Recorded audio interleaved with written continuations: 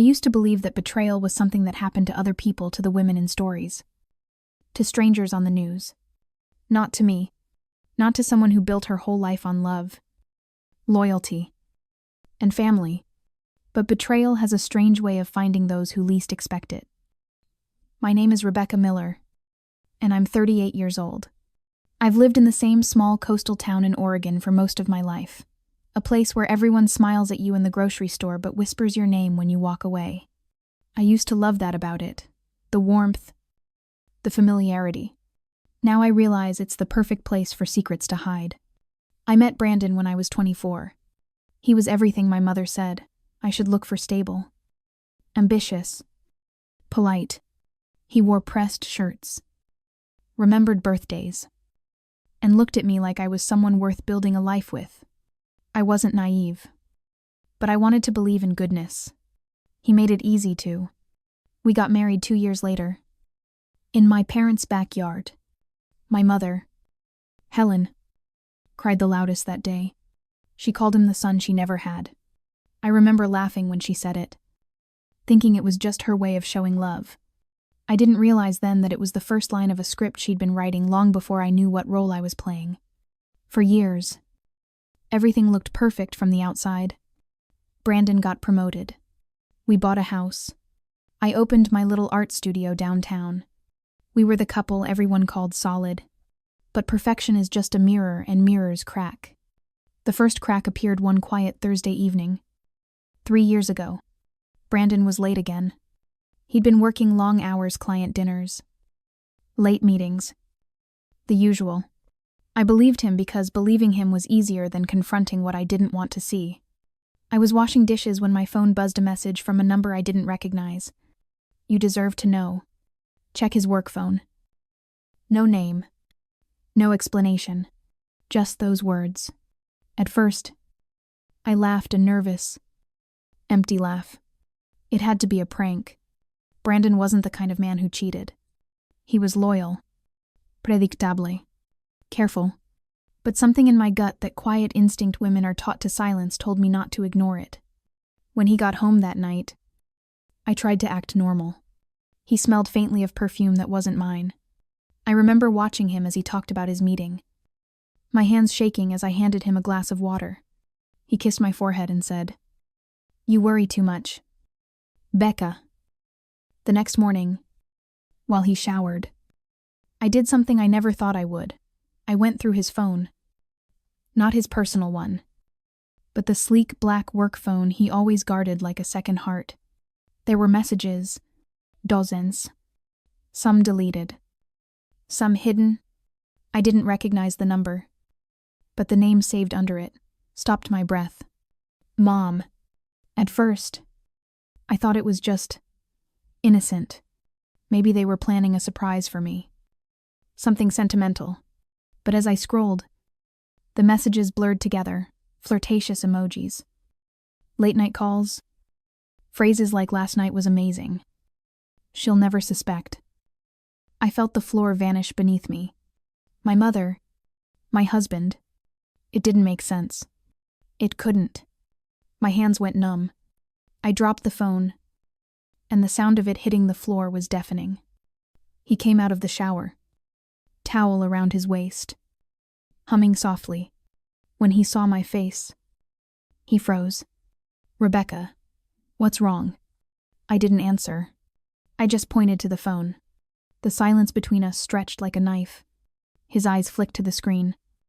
And in that instant, that tiny flicker of panic, I had my answer. He didn't deny it. He didn't even try. Instead, he sat on the edge of the bed, elbows on his knees, and said softly, "It's not what you think."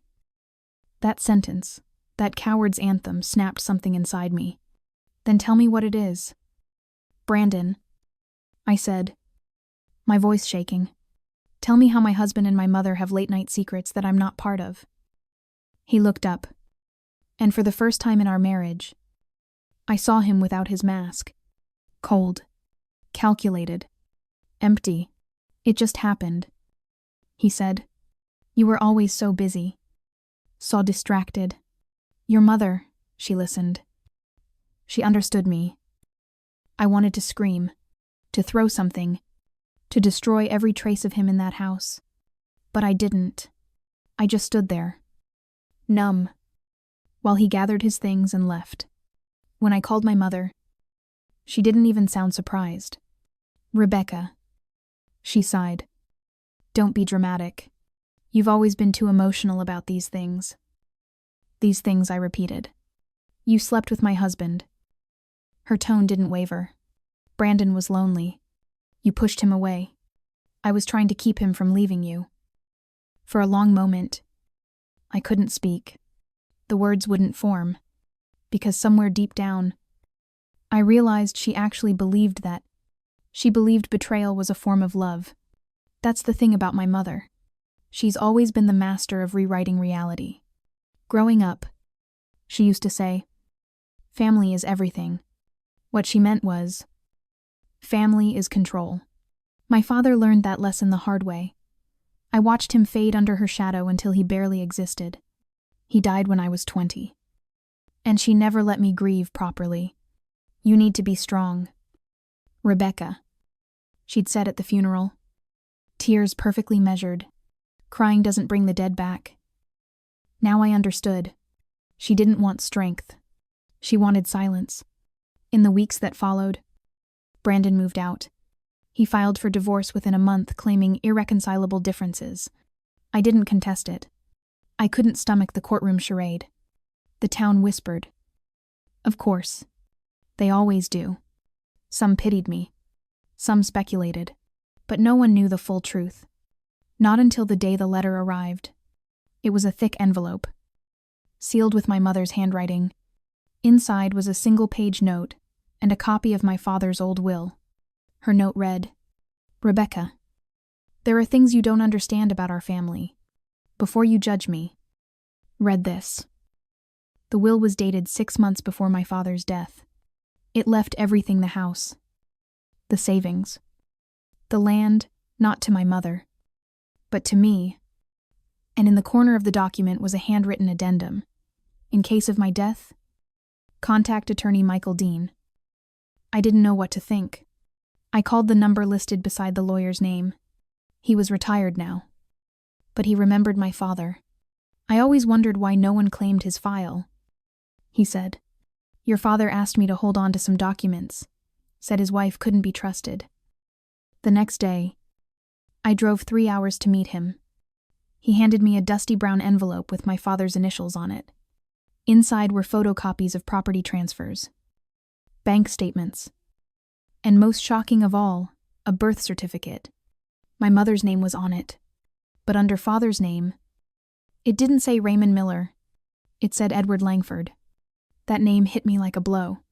Edward Langford was a wealthy businessman, one of my father's oldest friends. He died 5 years before my father. And in the corner of the document, written faintly in blue ink, were words I'll never forget. "For my daughter Rebecca someday. You'll understand why I couldn't protect you." I sat in my car in the lawyer's parking lot for what felt like hours, staring at that single sentence written in my father's shaky handwriting. "For my daughter Rebecca someday. You'll understand why I couldn't protect you." The words pulsed in my mind like a heartbeat I couldn't quiet. Protect me from what? From who? The papers trembled in my hands. The name Edward Langford stared back at me from the birth certificate like an accusation. That couldn't be true. It couldn't. My parents had been married for nearly 20 years before my father died. My mother was loyal, at least. That's what I'd always believed. But loyalty, I was starting to learn, meant nothing in my family. When I got home that night, the house felt wrong too still. Too heavy. The sea wind outside rattled the windows, and the silence between each gust seemed to whisper things I didn't want to hear. I poured a glass of wine, sat on the couch, and read through the documents again. There were letters, photocopies of my father's correspondence with this man, Edward Langford. They'd known each other since college. The letters began friendly enough. "You've built a beautiful family. Ray, you're a lucky man." But over time, the tone changed. The last one was dated 2 months before my father's death. She came to me again. You said you'd handle it. But you didn't. You know I won't stay silent forever. I dropped the paper. My hands were shaking so badly that I had to steady them on my knees. My mother had gone to him. Repeatedly. I closed my eyes and tried to piece it together. My father knew. He'd known for years. That's why he changed the will. That's why he hid everything from her. That's why he told me even back then, never let anyone rewrite the truth. Becca. He wasn't just talking about life. He was warning me about her. The next morning, I drove to my mother's house. It was the same house I'd grown up in, pale yellow walls, manicured hedges, the illusion of peace. She opened the door with that familiar, practiced smile. Rebecca, she said softly, as if we were still the same mother and daughter who used to bake cookies and laugh over old movies. You look tired. Are you eating? I stepped inside without answering. My voice was steady, but my hands were fists. Why didn't you tell me who my father really was? Her expression didn't falter. Not even a flicker. I don't know what you're talking about. Edward Langford. I threw the folder on the table. Papers spilled out the letters. The birth certificate. My father's note. How long were you going to keep lying to me? For the first time. She blinked. Then she laughed. A small, sharp, humorless sound. I see you've been digging in graves again. Your father was dramatic. You know that. Dramatic, I snapped. He spent his last months terrified of you. Her voice stayed calm, almost soothing. He wasn't terrified. He was guilty. He forged things. Rebecca. He made mistakes. You think a man like him could stand the idea that I might be loved by someone else? My stomach turned. You're saying he made this up? I'm saying, she said, leaning forward, that the truth isn't as simple as you want it to be. Your father and I had an arrangement. He couldn't give me the life I wanted. Edward could. And I made sure you were taken care of. Taken care of. That phrase, the same words she used to justify every cruelty, every manipulation, every betrayal. So it's true, I asked quietly. Edward Langford was my father. Her silence was answer enough. I felt something break in me, not just anger, but something deeper. Older. A child's illusion of love cracking apart like glass. You used him. I whispered. And when Dad found out, you destroyed him. And then you did the same to me. Her expression didn't change. You're being dramatic again. Rebecca. You always let emotion cloud your judgment. That's why Brandon came to me. You drove him away with your neediness. It was the way she said it, so casual, so confident, that made me realize something terrible. My mother didn't just manipulate people. She believed her own lies. I walked to the door, but she called after me. You'll regret this. Rebecca, you don't know how cruel the world is. I'm the only one who ever stood by you. I turned back and met her eyes. No. Mom. You stood on me. There's a difference. Then I walked out. That night, I couldn't sleep. I kept replaying every memory I had of her, every moment, that now looked different through the lens of truth. How she always discouraged me from visiting Dad's office. How she'd pushed Brandon into our lives, insisting he was husband material. How she'd always managed to make me doubt myself whenever I questioned anything. I realized she hadn't just betrayed me with my husband. She'd been shaping me for this, training me to be the perfect target. For days, I wandered through my father's house like a ghost. The salt air outside smelled sharper, the silence heavier. I wanted to burn every reminder of her, every photograph, every memory. But then, while cleaning out his old desk, I found something I hadn't noticed before, a small key taped to the bottom of a drawer. It was labeled, "For the Truth." I searched everywhere until I found a small locked box behind a loose panel in his study wall. Inside was a flash drive. I plugged it into my laptop, and a single file popped up, a video dated 2 weeks before his death. My father looked pale. Tired. The kind of exhaustion that doesn't come from age but from heartbreak. His voice was slow, but steady. If you're watching this, Becca, I'm gone. I tried to fix things. But your mother, she's not who you think she is. She's been lying to you your whole life. Edward was more than a friend. He was your biological father. But that's not what matters now. What matters is that she's done the same thing again. The company, the trust fund. She's moving everything under her name. If she succeeds, you'll have nothing.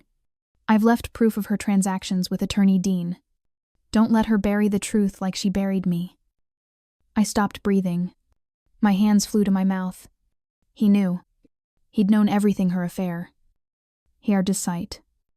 To her manipulation, and he'd tried to protect me even from beyond the grave. But the last line of his video chilled me to the core.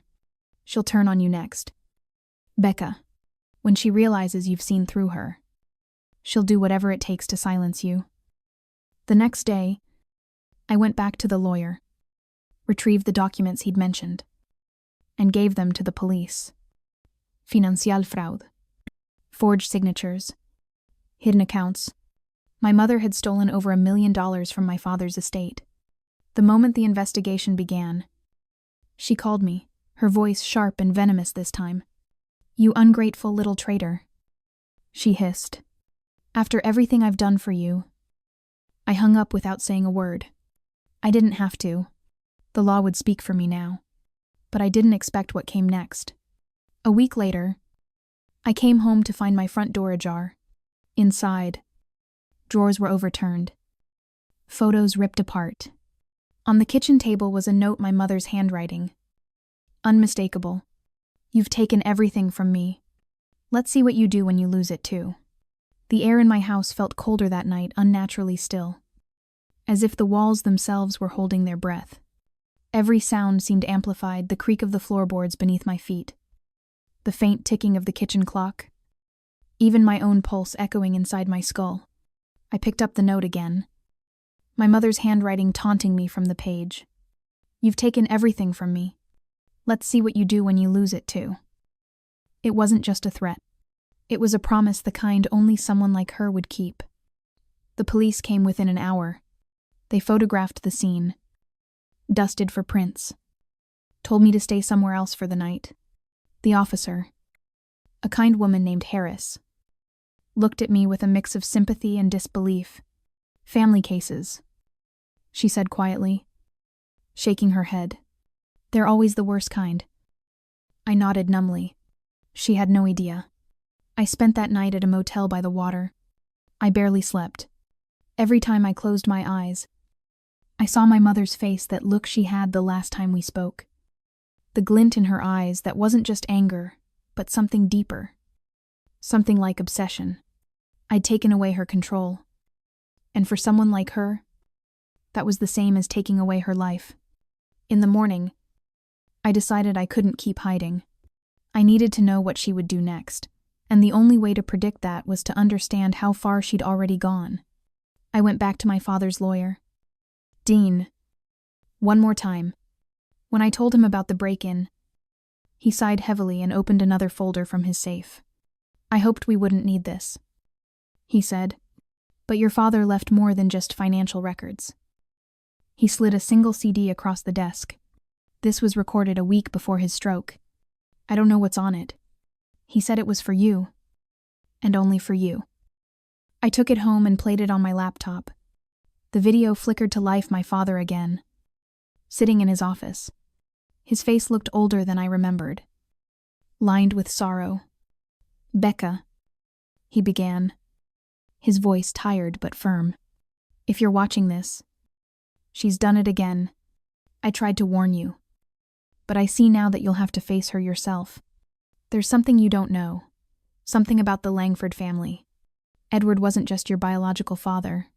He was involved in things your mother kept secret from both of us. She took money from him, blackmailed him after their affair ended. When he died, she forged documents to claim part of his estate. I tried to stop her. That's when she turned on me. I think she's planning to do the same to you. My father paused, staring straight into the camera. If anything happens to you, go to Detective Harris. Tell her the name, Langford Trust. It's where everything leads. The screen went black. I sat there for a long time, unable to move. Every word of his message felt like a piece of my world shattering again. My mother wasn't just cruel. She was criminal. The man she'd claimed to love. The family she'd pretended to protect. She'd used all of it as a means to feed her greed. And now, she was coming for me. I drove straight to the station and asked for Detective Harris. When I told her about the video, her expression changed from concern to alertness. Langford Trust, she repeated, typing quickly into her computer. After a few moments, she looked up. That account was flagged in an old fraud investigation. It's offshore. The funds were moved 5 months ago, about the same time your father's estate started getting drained. My chest tightened. Where did it go? She hesitated. To an investment firm in Belize. But the account holder's name, it's yours. I felt the blood drain from my face. What? It's under your name, she said gently. Your mother used your identity. That was the final blow. All this time, while I'd been trying to clear my father's name and expose her, she'd been quietly building a case to destroy mine. Every forgery, every transfer, all leading back to me. She's framing me, I whispered. Harris nodded grimly. And she's good at it. But don't worry. We'll get her. I wanted to believe that. I really did. But my mother had always been 3 steps ahead of everyone. That night, I went back to my motel, double-locked the door, and sat by the window staring out at the black water. Somewhere out there, my mother was watching too, waiting for me to make my next move. The next few days blurred together police calls, statements, endless questions. They traced the transfers, uncovered falsified paperwork with my signature forged in perfect imitation. Every discovery felt like another noose tightening around my neck. And then, one evening, as I sat in the dim motel room staring at the ceiling, my phone buzzed. A video message. No number. Just a file titled Family. I pressed play.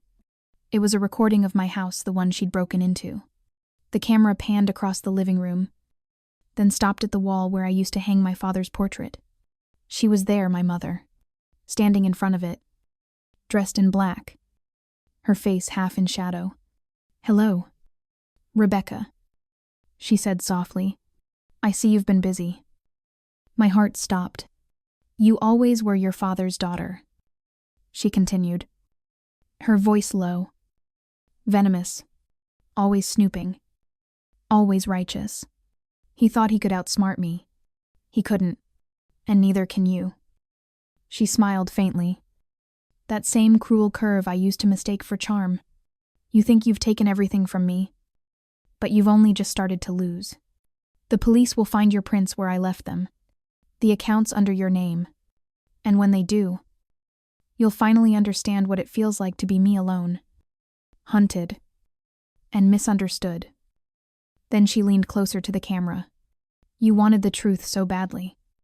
Rebecca, now it will bury you. The video ended. I sat there in stunned silence, my heart pounding so hard, it hurt. My first instinct was to call Harris, but something stopped me. I knew what this was. A game. A trap. My mother wanted me to panic, to run, to make myself look guilty. Not this time.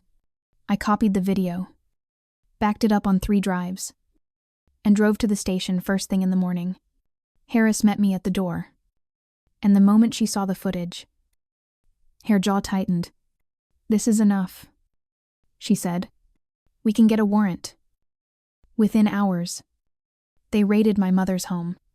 When they brought her out, handcuffed, her eyes found mine through the crowd that had gathered outside, and she smiled. That same terrifying, victorious smile. You think you've won, she said as they pushed her into the car. You've only finished the first act. Even now, I can still hear those words echoing. The investigation dragged on for months. The offshore accounts were traced. The falsified documents linked directly to her computer. The video of her confession became the final nail in her carefully constructed empire of lies. But when the verdict finally came guilty on all counts, I didn't feel triumph. I didn't feel peace. I felt hollow.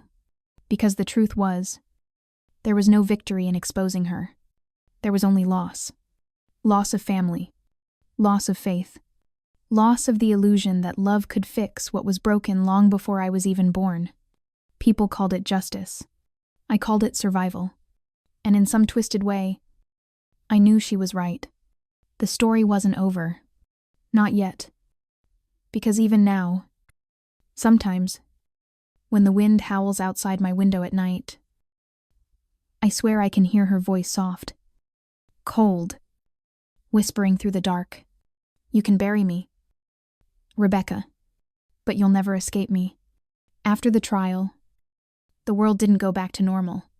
It just went quiet. That eerie, uneasy quiet that comes after a storm has destroyed everything in its path. For months, my life was nothing but paperwork, hearings, reporters, and lawyers. Every headline was the same. Daughter exposes mother's fraudulent empire. People called me brave. But I didn't feel brave. I felt emptied. Every time someone said, "You did the right thing," I thought about the woman sitting in a cell with my eyes and my smile, the woman who taught me how to braid my hair, how to bake apple pie, and how to lie without blinking. I thought putting her behind bars would set me free, but it didn't. At first, I avoided going anywhere familiar. The town felt like a wound that wouldn't close. Every shop window, every park bench, every street corner reminded me of her. Of us. I sold the house, both of them. Actually, my father's place, and the one Brandon and I had bought. I packed everything I owned into boxes, and drove until the ocean disappeared in the rearview mirror. I ended up in a small town in northern Washington, renting a cabin near the woods. The kind of place where no one asked questions, where silence didn't feel like judgment, but silence has its own voice. The first few nights there, I couldn't sleep. I'd wake up at 3 a.m., convinced I heard footsteps outside.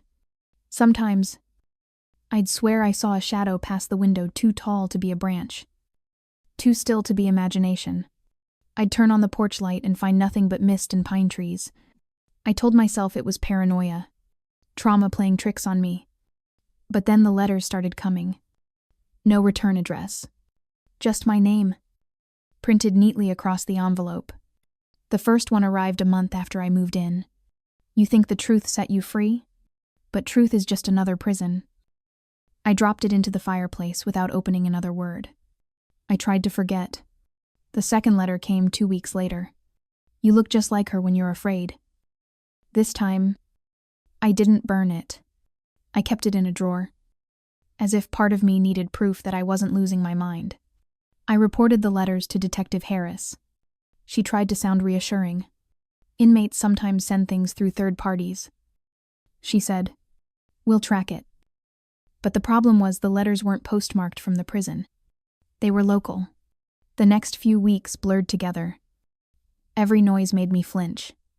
I started locking every door twice, sleeping with a light on, keeping my phone beside me at all times. Then one morning, I found a dead bird on my porch, its wings splayed, its neck twisted. Next to it, a folded piece of paper with one line written in red ink. "You'll never escape blood." I couldn't breathe. My hands were shaking so badly I dropped the note. I called Harris again. They sent a patrol car. Did another report. Took the evidence. But I could see it in their faces. They thought I was unraveling. Maybe I was. That night, I sat by the window, staring into the blackness beyond the trees. And I asked myself something I'd never dared to before. What if she wasn't sending them? What if someone else was? My mother's trial had made headlines. There were others involved, investors, lawvers, people who'd lost fortunes because of her schemes. What if one of them wanted revenge? Or worse, what if one of them wanted her secrets? Because there was one more thing my father's lawyer had told me before the trial ended, something I couldn't forget. Your mother didn't just steal money. Rebecca. She stole information. Records. Names. Things powerful people would pay to keep hidden. So maybe, even in prison, she wasn't powerless. Maybe she was still playing her game, using me as her pawn one last time. Then came the phone call. It was past midnight when my cell buzzed. The number was blocked. For a second, I thought about ignoring it. But something, that instinct again, made me answer. At first, there was only silence. Then, a voice I hadn't heard in almost a year. Hello. Rebecca. My stomach twisted. It was her. My mother. How are you enjoying your little hideaway? She asked. Her tone calm. Conversational, like she was asking about the weather. My throat went dry. How are you calling me? She laughed softly. You'd be surprised how many people still owe me favors. I gripped the phone so tightly my knuckles turned white. What do you want? Oh. Darling. She said sweetly. I don't want anything. I just thought we should talk. After all, you got what you wanted. Didn't you, Justice? Freedom. The world knows you're the good one now. I said nothing. Her voice darkened. But tell me something. Rebecca, does it feel good? Does it feel real? Or do you wake up every morning hearing my voice in your head, wondering if you've just become me? Something inside me snapped. You destroyed Dad. You destroyed me. You don't get to haunt me anymore. She was quiet for a moment. Then she said, almost gently, Sweetheart, I don't have to haunt you. You already carry me inside you. You always will. And then the line went dead. I stared at the phone, my reflection trembling in the black screen. I could have called the police again. I could have changed my number. But I didn't. Because deep down, I knew she was right. She'd spent my whole life shaping me, teaching me how to hide pain behind composure, how to manipulate emotion to survive. And even now, when I spoke to strangers, I caught myself using her tone, her words, her calm. It terrified me. Over the next few weeks, I tried to reclaim myself. I started painting again, abstract pieces. Dark blues and reds, colors that felt like bruises. Art had always been how I breathed when the air got too heavy. But even then, she was there. Every brushstroke felt like a conversation with her ghost. Then, one afternoon, I received a call from the prison. The voice on the other end was formal. Careful. Ms. Miller. We're calling to inform you that your mother, Helen Miller, passed away last night. For a long moment, I couldn't process it. Passed away? Yes. Ma'am. Heart failure. We understand you're listed as her next of kin. I sat down, the phone still pressed to my ear, staring at nothing. After everything, the lies, the revenge, the pain, it ended like this, quietly, in a sterile cell. The officer asked if I wanted to claim the body. I said I'd think about it. But I already knew my answer. I went to the ocean that night. The sky was black, the water endless, the wind cold enough to sting. I threw the phone into the waves and watched it disappear beneath the dark surface. For the first time in years, I felt still, not free, not healed, just still. People always think revenge is a fire, that it burns bright and ends clean. But it doesn't. It lingers. It smolders. It waits for oxygen. I learned that the hard way. My mother's ashes were scattered by the state, unclaimed and unnoticed. I didn't attend any ceremony, but I visited her grave months later, not out of love, but because I needed to end the story, standing over that small plaque that read Helen Miller, 1959, 2024. I whispered, "You won. You know, you live here now." Then I walked away. It's been 2 years since then. I live quietly now, painting under a different name. Sometimes people find my art online and say it feels honest, that it makes them cry. I never tell them why, because what they don't understand is that every painting is a confession, a story, a wound that refused to heal, and maybe that's what life is. In the end, not about escaping the pain, but learning how to turn it into something that doesn't destroy you. If my story resonated with you, please take a moment to like, share, and subscribe. Your support helps me continue sharing stories of survival, truth, and the hidden strength that comes after betrayal. And tell me in the comments, what would you do if the person who raised you became the person who broke you?